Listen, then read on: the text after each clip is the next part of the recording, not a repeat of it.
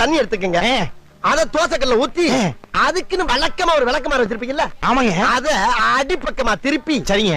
வரட்டுன்னு ஒரு 4 இழுப்பு இழுத்து சரிங்க. நல்லா கழுவி விட்டுருங்க. சரிங்க. ஒரு கிண்ணம் நிறைய மாவு எடுத்து பெரிய ரவுண்டாவும் இல்லாம சின்ன ரவுண்டாவும் இல்லாம சரிங்க. பொதுவா ஒரு ரவுண்ட ஊத்தி 4-5 வெங்காயத்தை போட்டு அள்ளி பொடி பொடியா நறுக்கி அப்படியே மேலாப்ல பரபரன்னு தூவி விட்டு சரிங்க. ஒரு நீளமான கேரட் எடுத்து அதையும் பொடி பொடியா நறுக்கி சரிங்க. அப்படியே மேலாப்ல பரபரப்பா தூவி விட்டு சரிங்க.